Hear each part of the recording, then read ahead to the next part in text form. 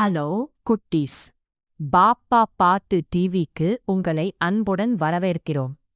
இன்னைக்கு நம்ம எல்லாரும் சேர்ந்து ஒரு அழகான சுவாரஸ்யமான கதையை கேட்கப் போறோம். அப்படின்னா குட்டீஸ், கதையை தொடங்கலாமா? முன்பொரு காலத்தில் அடர்ந்த ஒரு பெரிய காட்டில் ஒரு கொடூரமான சிங்கம் வாழ்ந்து வந்தது. அந்த சிங்கம் அந்த காட்டுக்கே ராஜா என்பதால் தினமும் கண்ணில் படும் விலங்குகளை துரத்தி பிடித்துக் கொன்று தனது உணவாக்கிக் கொண்டும் வந்தது. எப்போது வெளியே வந்தாலும் சிங்கம் தாக்கிவிடுமோ என்று நினைத்து எந்த விலங்கும் வெளியே வரத் துணியவில்லை. உணவு தேடக்கூட பயந்து எல்லா விலங்குகளும் பட்டினியிலும் பயத்திலும் தவித்தன. ஒருநாள் எல்லா விலங்குகளும் ஒன்றாக சேர்ந்து ஒரு ரகசிய கூட்டம் வைத்தன. இப்படி பயந்து பயந்து வாழ்வதற்குப் பதிலாக இதற்கு ஏதாவது முடிவு கட்ட வேண்டும் என்று அவை ஆலோசித்தன. அப்போது கூட்டத்திலிருந்த ஓநாய் எழுந்து, எனக்கு ஒரு யோசனை இருக்கிறது.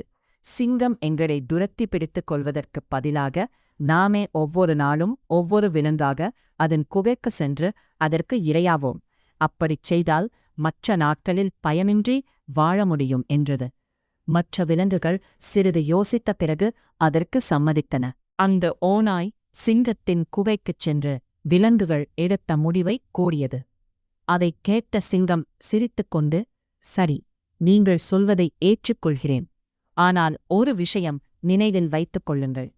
ஒரு நாள் கூட எனக்கு உணவு தாமதமானால் உங்களை எல்லாரையும் ஒரே நேரத்தில் வேட்டையாடி சாப்பிடுவேன் என்று கர்ஜித்தது. ஓநாய் பயத்துடன் தலை வணங்கி சம்மதித்தது. அன்றிலிருந்து ஒவ்வொரு நாளும் ஒரு விலங்கு சிங்கத்தின் குகைக்குச் சென்று இரையாகியது.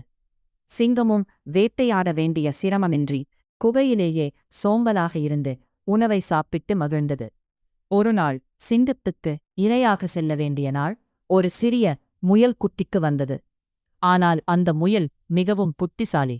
நான் மட்டும் உயிர் தப்பு வேண்டுமல்ல, இந்த காட்டிலுள்ள எல்லா விலங்குகளையும் காப்பாற்ற வேண்டும் என்று அது மனதில் நினைத்தது. அதற்காக ஒரு நல்ல திட்டத்தையும் தீட்டியது. முயல் திட்டமிட்டபடி மிகவும் தாமதமாக சிங்கத்தின் குகைக்குச் சென்றது. பசியாலும் கோபத்தாலும் இருந்த சிங்கம் கர்ஜித்து, நான் தாமதம் பிடிக்காது என்று முன்னாடியே சொன்னேனே. இன்று உங்களின் உடன்பாட்டை மீறி எல்லா விலங்குகளையும் வேட்டையாடப் போகிறேன் என்று சத்தமிட்டது. அப்போது முயல் பணிவுடன், மன்னிக்கவும் மகாராஜா, நான் தாமதமாக வந்ததற்கு ஒரு காரணம் இருக்கிறது என்றது. சிங்கம் கோபமாக, என்ன காரணம்? சீக்கிரம் சொல் என்றது. முயல் மெதுவாக பேசத் தொடங்கியது. மகாராஜா, நான் இங்கே வரும்போது வழியில் இன்னொரு சிங்கம் என்னை தடுத்தது. நான் உங்களைப் பற்றி பெருமையாக சொன்னேனே, ஆனால் அது உங்களை சோம்பேறி ராஜா என்று கேவலமாக பேச ஆரம்பித்தது. உன் ராஜாவுக்கு தைரியம் இருந்தால் என்னை நேரில் வந்து சந்திக்கச் சொல் என்று சவால் விட்டது. அதை கேட்ட சிங்கம் கடும் கோபமடைந்தது. எங்கே இருக்கிறது அந்த சிங்கம்? உடனே என்னை கூட்டிக் கொண்டு போ என்று கர்ஜித்தது. முயல் அதை காட்டின் நடுவிலிருந்த ஒரு பழைய கிணற்றருகே அழைத்துச் சென்றது. முயல் கிணற்றைக் காட்டி, மகாராஜா, அதுதான் அந்த சிங்கம், உள்ளே பாருங்கள் என்றது. கோபத்திலிருந்த சிங்கம் கிணற்றுக்குள் எட்டி பார்த்தது. தண்ணீரில் தனது பிரதிபலிப்பை பார்த்ததும் உண்மையிலேயே இன்னொரு சிங்கம் இருப்பதாக நினைத்தது. அது உரக்க கர்ஜித்தது. தண்ணீரிலிருந்த பிரதிபலிப்பும் அதேபோல் கர்ஜிப்பது போல தெரிந்தது. உடனே முயல், பார்த்தீர்களா மகாராஜா, உங்களிடமே எப்படி திமிராக உரிமைகிறது என்று தூண்டியது. கோபத்தின் உச்சிக்கே சென்ற சிங்கம் ஒரு நொடியும் யோசிக்காமல் கிணற்றுக்குள் பாய்ந்தது. ஆனால் அங்கே வேறு சிங்கம் எதுவும் இல்லை.